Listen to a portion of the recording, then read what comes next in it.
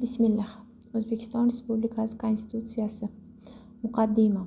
Biz O'zbekistonning yagona xalqi, inson huquq va erkinliklariga, milliy va insoniy qadriyatlarga, davlat suvereniteti prinsiplariga sodiqligimizni tantanali ravishda e'lon qilib, demokratiya, erkinlik va tenglik, ijtimoiy adolat va birdamlik g'oyalariga sadoqatimizni namoyon qilib, inson, uning hayoti, erkinligi, sha'ni va qadr-qimmati oliy qadriyat hisoblanadigan insonparvar demokratik davlatni, ochiq va adolatli jamiyatni barpo etish borasida hozirgi va kelajak avlodlar oldidagi yuksak mas'uliyatimizni anglagan holda, davlatchiligimiz rivojining 3000 yildan ziyod tarixiy tajribasiga, shuningdek, jahon sivilizatsiyasiga beqiyos hissa qo'shgan buyuk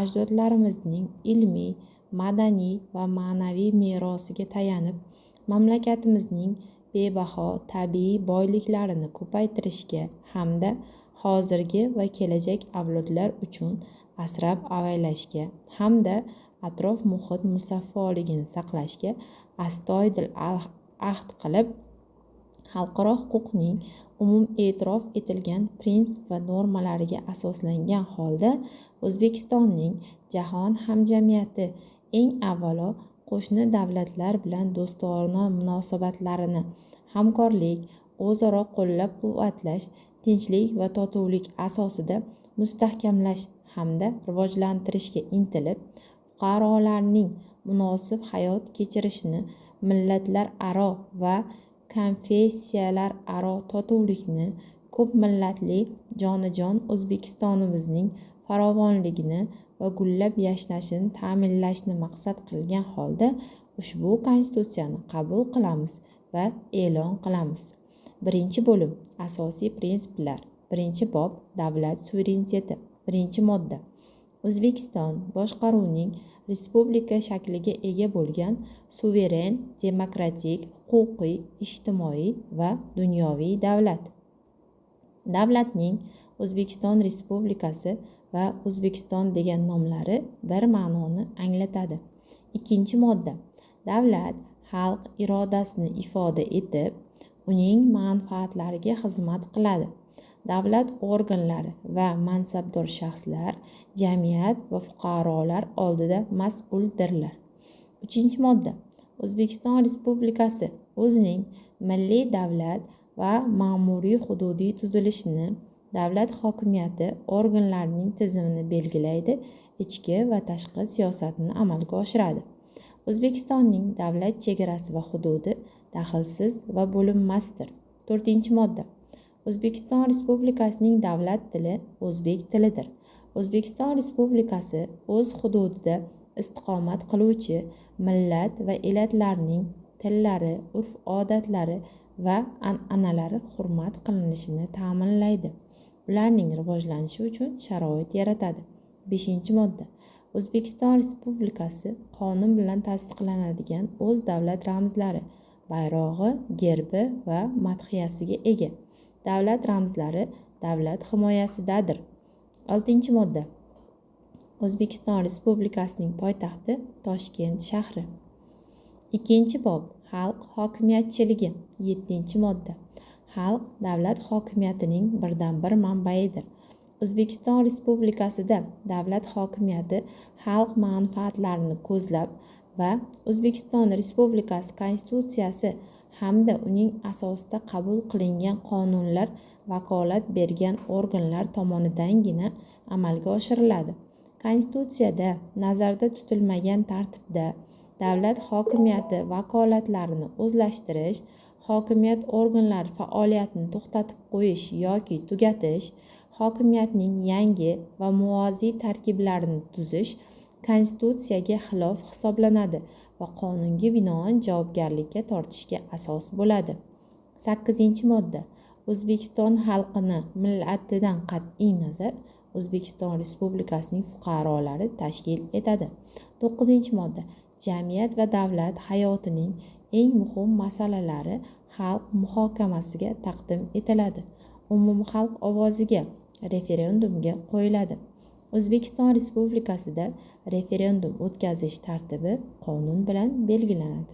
10-modda. O'zbekiston xalqi nomidan faqat u saylagan O'zbekiston Respublikasi Oliy Majlisi va Prezidenti ish olib borishi mumkin. Jamiyatning biron bir qismi, siyosiy partiya, jamoat birlashmasi, ijtimoiy harakat yoki alohida shaxs O'zbekiston xalqi nomidan ish olib borishga haqli emas. 11-modda. O'zbekiston Respublikasi davlat hokimiyatining tizimi hokimiyatning qonun chiqaruvchi, ijro etuvchi va sud hokimiyatiga bo'linish prinsipiga asoslanadi. 12-modda. O'zbekiston Respublikasida ijtimoiy hayot, siyosiy institutlar, mafkuralar va fikrlarning xilma-xilligi asosida rivojlanadi. Hech qaysi mafkura davlat mafkurasi sifatida o'rnatilishi mumkin emas. 13-modda. O'zbekiston Respublikasida demokratiya insoniy prinsiplarga asoslanadi. Ularga ko'ra inson, uning hayoti, erkinligi, sha'ni, qadr-qimmati va boshqa ajralmas huquqlari oliy qadriyat hisoblanadi. Demokratik huquq va erkinliklar konstitutsiya va qonunlar bilan himoya qilinadi. 14-modda. Davlat o'z faoliyatini inson farovonligini va jamiyatning barqaror rivojlanishini ta'minlash maqsadida qonuniylik, ijtimoiy adolat va birdamlik prinsiplari asosida amalga oshiradi. 3-bob. Konstitutsiya va qonunning ustunligi. 15-modda. O'zbekiston Respublikasida O'zbekiston Respublikasi Konstitutsiyasi va qonunlarining ustunligi so'zsiz tan olinadi. O'zbekiston Respublikasi Konstitutsiyasi mamlakatning butun hududida oliy yuridik kuchga ega, to'g'ridan-to'g'ri amal qiladi va yagona huquqiy makonning asosini tashkil etadi. O'zbekiston Respublikasining xalqaro shartnomalari xalqaro huquqning e'tirof etilgan prinsip va normalari bilan bir qatorda O'zbekiston Respublikasi huquqiy tizimining tarkibiy qismidir. Agar O'zbekiston Respublikasining xalqaro shartnomasida O'zbekiston Respublikasining qonunida nazarda tutilganidan boshqacha qoidalar belgilangan bo'lsa, O'zbekiston Respublikasining xalqaro shartnomasi qoidalari qo'llaniladi. Davlat va uning organlari, boshqa tashkilotlar, mansabdor shaxslar, fuqarolik jamiyati institutlari hamda fuqarolar konstitutsiya va qonunlarga muvofiq ish yuritadilar. 16-modda. Ushbu konstitutsiyaning birorta qoidasi O'zbekiston Respublikasining huquq va manfaatlariga ushbu konstitutsiyaning 1-bo'limida nazarda tutilgan asosiy prinsip va normalarga zarar yetkazadigan tarzda talqin etilishi mumkin emas. O'zbekiston Respublikasining qonunlari va boshqa normativ huquqiy hujjatlari O'zbekiston Respublikasining konstitutsiyasi asosida va uni ijro etish yuzasidan qabul qilinadi. Birorta qonun yoki boshqa normativ huquqiy hujjat konstitutsiyaning prinsip va normalariga zid bo'lishi mumkin emas.